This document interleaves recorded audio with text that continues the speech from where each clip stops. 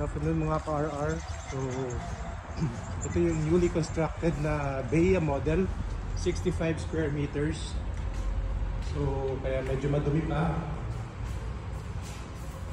And so, ito yung living area niya, very spacious. Tapos, meron ka pa dito sa under the stairs na pwede mong ilagay yung TV mo and with cabinet. See?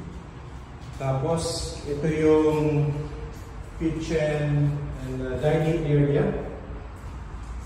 So very spacious. Tapos meron siyang powder room. Yan.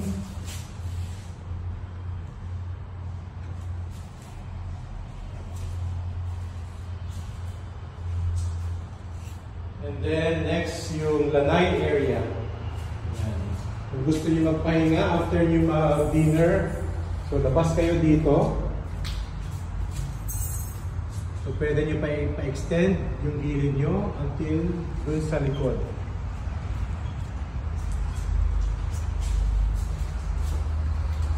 So, punta tayo sa taas. So, yung Bea model, meron siyang 3 bedrooms, 1 toilet and bath, and 1 powder room.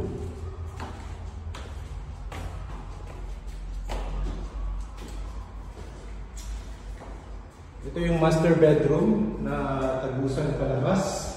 Meron tayong balcony na very ideal for couples na magkape after a light dinner. Yung view from the balcony. Maluwag yung daan. Marami tayong mga bintana talaga dito sa kwarto. Sa bahay na ito, kahit hindi ka mag-ilaw, until this moment, maliwanag pa rin.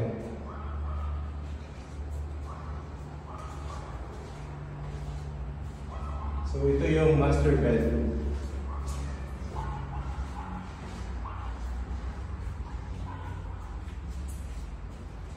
Ito yung second room. Kung meron kayong dalawang anak, so magkabila ang room sila. Or kung gusto nyo, isang playroom or isang double-decker na bed. So dito na side, yan yung ating playroom or mini library or study room. At sa kabilang side, pwede natin mag-double-decker dyan na bed. So if you can see, makita natin yung end legs, no? Yung malapit sa atin, yan yung southbound. On the other side is yung northbound. For now, hindi ito yung area or block na available. So malayo siya sa end legs. Okay. So yung toilet and bath natin, ito po, napakaluwag po.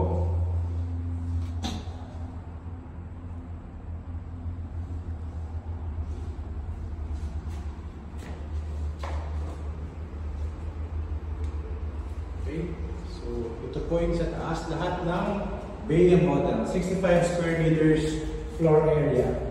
And itong hagdan niya, hindi siya steep. So, ibig sabihin, sa lahat pa ng ages, hindi mahirapan makikat, even seniors. So, let us see the Bea model at the back side.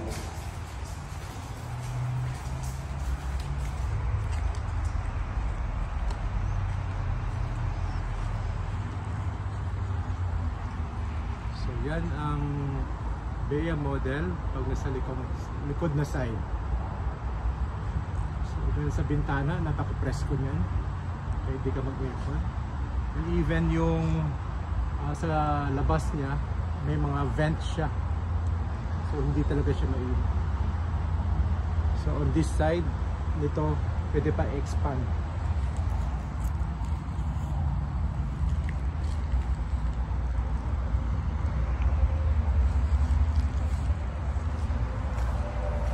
itong way na to pwede siya garahe. So makakalaki pong area.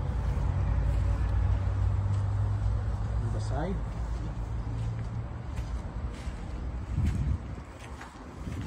Tapos since it is a single attached unit, so definitely firewall yung sa kabilang side.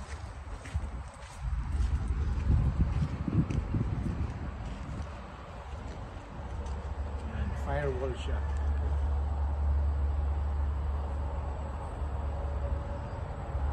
So again, Bea model, 3 bedrooms, 1 toilet and bath, and 1 powder room. Bea model sa The Royal Residences, Barangay Kalulut, City of San Fernando, Pampanga. Maraming salamat.